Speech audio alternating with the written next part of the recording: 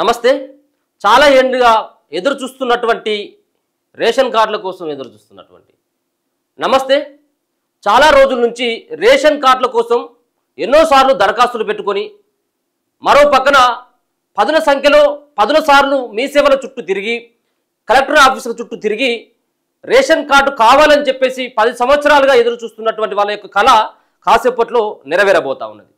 ముఖ్యంగా రేషన్ కార్డులని రాష్ట్రంలో ఉన్నటువంటి అర్హులకు అందించాలన్నటువంటి ప్రయత్నం ఇప్పుడున్నటువంటి సర్కార్ చేసింది. దాంట్లో భాగంగానే ఈరోజు సుమారుగా 5,61,000 కొత్త రేషన్ కార్డులని ముఖ్యమంత్రి రేవంత్ రెడ్డి గారు ఈరోజు ప్రారంభించబోతా ఉన్నారు.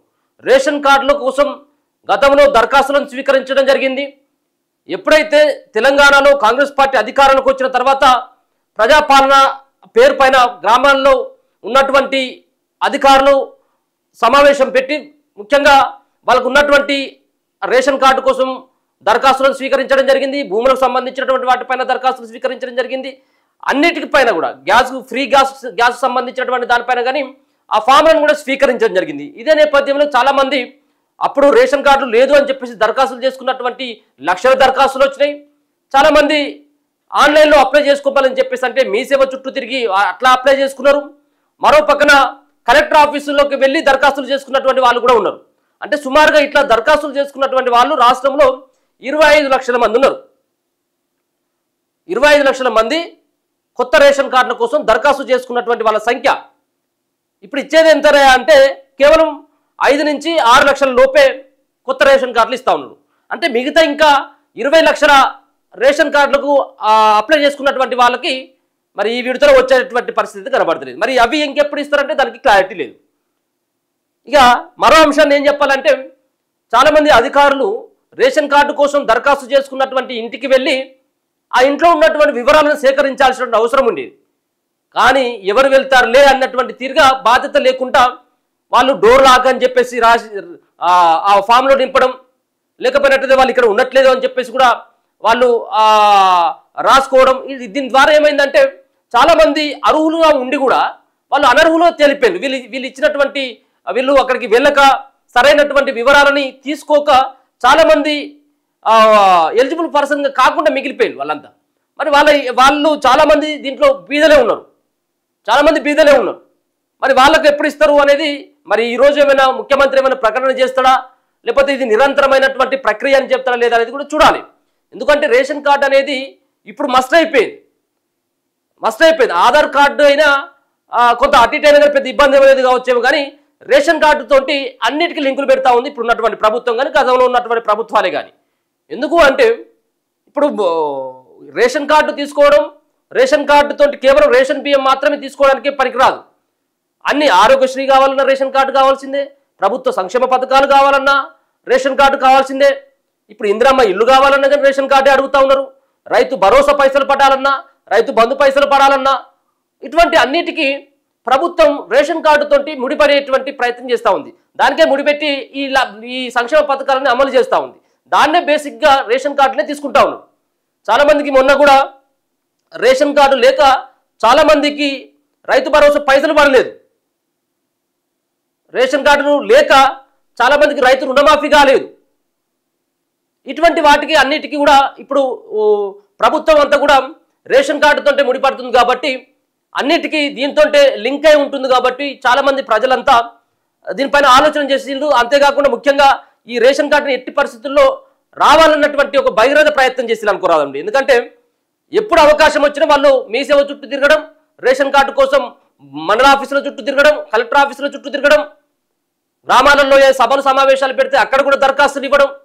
9 ఏళ్ళుగా రేషన్ కార్డు లేకుంటే చాలామంది వాళ్ళందరికీ చాలా ఇబ్బంది పడ్డారు. సో ఇబ్బందిని గమనించారు. సో 5,61,000 అంటే మామూలు ఏం కాదు. కొత్త రేషన్ కార్డులు 9 సంవత్సరాల్లో మొత్తం విస్మరించారు అప్పుడు ఉన్నటువంటి ప్రభుత్వం. ఇప్పుడు 5,61,000 మందికి ఇప్పుడు ఈరోజు మంజూరు కాబోతా ఉన్నాయి. ఇక రెండో విషయానికి వచ్చిన తర్వాత కొత్తగా ఎవరైతే రేషన్ కార్డులో పేర్లు యాడ్ చేసుకోవడం కోసం పెళ్ళైనటువంటి జంటకి ఒకవేళ పిల్లలు అయినట్టయితే ఆ పిల్లల పేర్లు ఆ రేషన్ కార్డులో నమోదు చేసుకోవాలి. కాబట్టి దాంట్లో నమోదు కోసం అప్లై చేసుకుంటే చాలామంది దీంట్లో 90% రిజెక్ట్ అయిపోయినాయి. మరి ఎందుకు రిజెక్ట్ అనేది తెలియదు. పేర్లు యాడింగ్ చాలా తక్కువ మంది అయినాయట.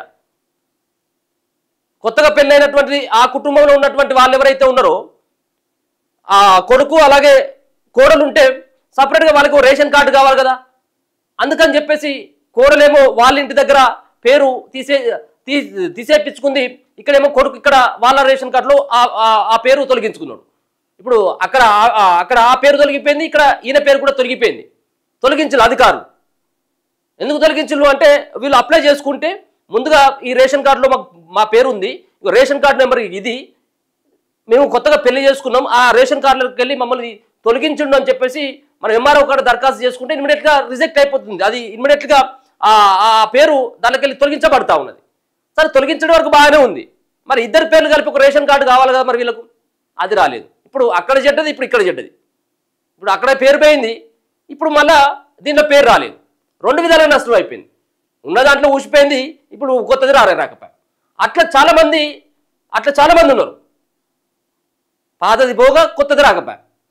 అట్లా ఇప్పుడు ఈ నెలలో ఇచ్చినటువంటి బియ్యం ఏవైతే ఉన్నాయో అవి బియ్యం కూడా కోల్పోయిన వాళ్ళంతా కూడా 3 నెలల బియ్యం ఏదో ఇచ్చింది కదా, ఆ పేరు తొలగించడంతో ఇప్పుడు వచ్చినటువంటి గండం ఇప్పుడు మళ్ళీ కొత్త దారం కోసం మళ్ళీ ఇప్పుడు వీళ్ళు తిరగాల్సినటువంటి ఆ పరిస్థితి ఏర్పడతా ఉన్నది.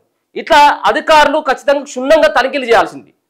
క్షుణ్ణంగా ఇంటికి వెళ్ళి వాళ్ళు ఉంటారా ఉండలేరు అన్నటువంటి డీటెయిల్స్ తీసుకుంటే ఇటువంటి ప్రాబ్లమ్స్ అనేది రాకపోవనేది చాలా మంది చెబుతా ఉన్నారు. ఇక గ్రామాలలో కంటే ఇక సిటీ ప్రాంతాల్లో ముఖ్యంగా హైదరాబాద్ లాంటి ప్రాంతాల్లో చాలా చోట్లకి అధికారులు వెళ్ళక డోర్ లాక్ ఉంది అని చెప్పేసి అనడం, వాళ్ళు అసలు ఇక్కడ ఉండట్లేదు అని చెప్పేసి వాళ్ళు నిర్ధారించుకొని ఈ రేషన్ కార్డులకి అర్హులైనటువంటి వాళ్ళకి ఇప్పుడు అందకుండా పోవడానికి ప్రధానమైనటువంటి కారణం వాళ్ళే.